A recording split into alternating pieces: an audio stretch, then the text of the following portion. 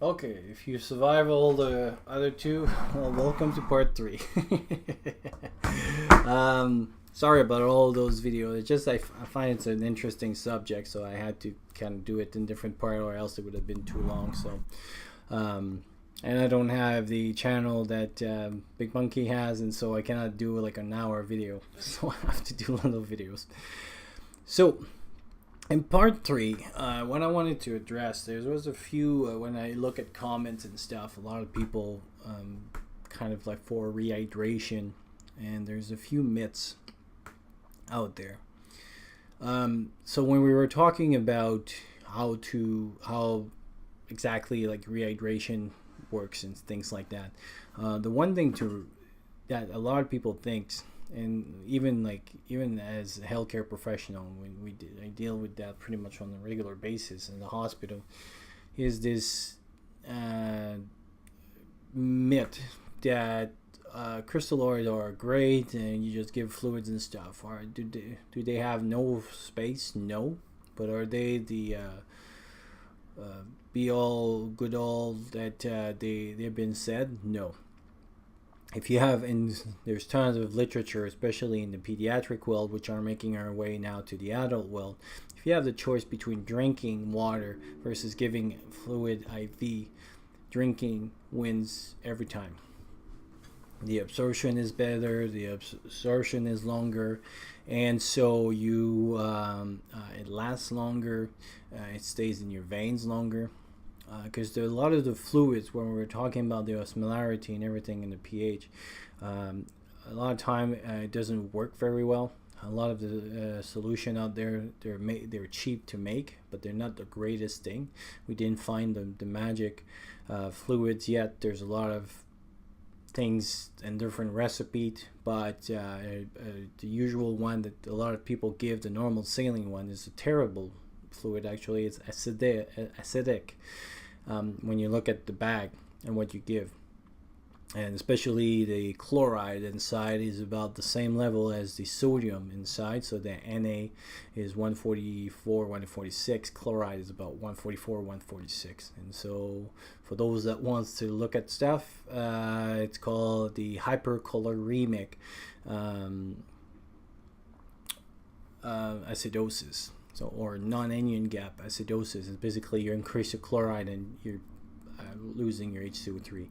And this is why a lot of time when you look at burns where you give a lot of fluids, because of that third spacing that we were mentioning in others videos,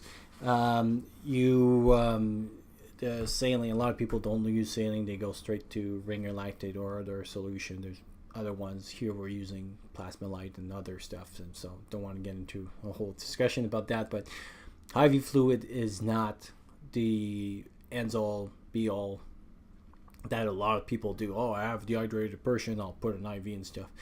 Out of a whole bag, so which is 1 liter, only about 1/3 stays into your vein after about 3 or 4 hours. So yeah, the whole bag, intravascular, the part that we were saying that we really need, there's about only 1/3 of that stays. So that's 300 cc's, or like a can of Coke if you want to do. So imagine a big Nalgene bottle, which is about 1 liter. You have only about a can of Coke that stays inside your veins, which you can use to do stuff.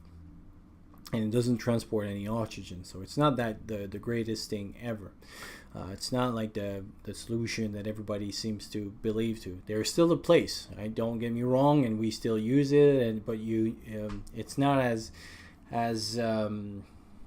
easy as I start an IV, I give some fluid, and the person will be running everywhere and stuff like that. So drinking is the other ones is kind of almost the opposite of it. Is that then everybody thinks that if you're dehydrated, you need to use a lot of electrolytes and need a lot of salt and things like that. Well, that's not good either. So everything in medicine is always like almost like Goldilocks. You not too much, not too little, but kind of in the middle. And with electrolytes, it's the same thing. And actually, lately, there's been, again, in the pediatric world, because dehydration is very prominent with kids, and so they do a lot more research than they do in the adult world. But in the pediatric world, what they have found out now is that we were using a lot of Pedialyte before. And now there's some studies, preliminary studies, that shows that, for example, just diluted um, apple juice is almost as better as Pedialyte for some case. Not all case, but some case. You just send the person home, dilute a little bit of, because it's very salty. It's not that great of a taste, and when you put taste, it becomes a little bit too sweet, and some kids don't like it. But apple juice, pretty much every kid's like it. So if you dilute a little bit of the apple juice, it shows a little bit better. So the big electrolytes all the time and everything, no, just a little bit. Like for example, me, when I go hiking and things like that, those I buy like it looks like a big peppermint about that size, and some electrolytes, and it's good for I think a liter. I cut one of those in two, and I put that in about 3 liters.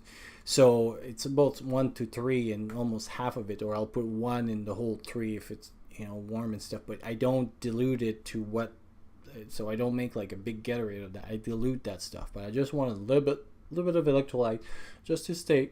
And also it shows that electrolytes, and for the next myth that we're going to talk about, the osmolarity that we were talking about, and you'll absorb it better inside your body to stay in, and so you don't urinate as much. And there were some studies that was done for that. So the other myth, I'll drink a lot of water. That too is not good. Again, Goldilocks. Not too much, not too little, just in the middle. And actually, in some videos from Urban Prepper, that was talking about those water, the survival water. That was one of my concerns, is that if you drink only that, this is pure water. Like sterile water is pure water. There's no electrolyte. There's nothing. That's why it's pure. That's why it's sterile. That's why it can last on the off the shelf for about like 5 years, 25 years, or whatever, because it's pure. There's nothing in it. But the osmolarity is very low as well. And because of the osmolarity is low, again, when you remember when we were talking about, if I drink this and it goes into my stomach and my blood goes around here, my blood will be like, hey, I am more concentrated than whatever is in my blood. I'm going to go on the other side. And actually there's or even the fluids, what they'll do is like, hey, my blood is more, sorry, it's the opposite around, my blood is too concentrated, all my fluid will go inside my blood. Well, it seems like a good idea, but again, you have to have a certain osmolarity to be functional. And if too much of that water goes over there, your sodium could goes down. And actually there's a condition, mostly in triathletes, that they've been seeing in the kind of all the people now that have been doing a lot of marathon and Ironmans and stuff, and it's called exercise-induced hyponatremia, basically low sodium. And what they were finding is that a lot of people, they put, they weren't for a marathon, so they were putting a lot of water station, and people were drinking and drinking and drinking and drinking only water. Again, drinking and drinking and drinking and drinking, and what would happen is that the sodium would go down, and then they would have complication like seizure and all that stuff that comes with low sodium. So sometimes it's not good either. You have to have a right balance. So osmolarity is very important. So this is only on fluid IV, fluid that you drink.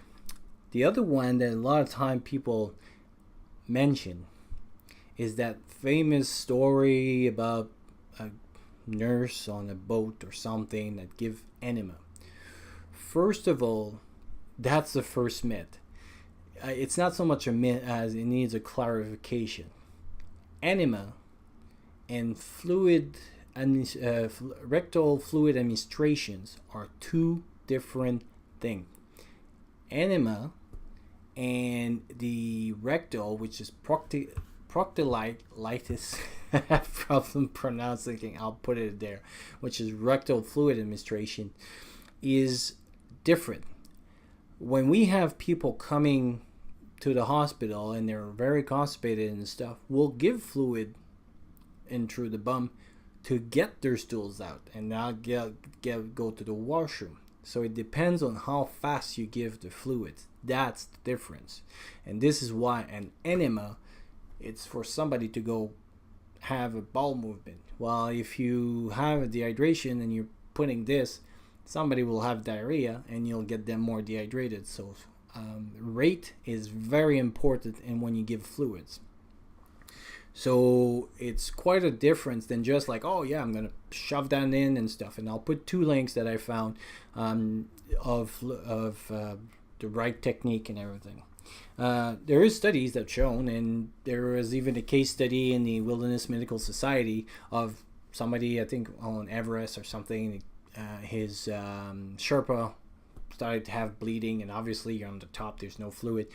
They give fluid that way, and they were able to maintain until rescue came. So that was one way that it worked pretty good. So yeah, enema and proctitis, 2 different things. And we'll stop the video now here, and we'll do a part 4, it looks like. So talk to you soon.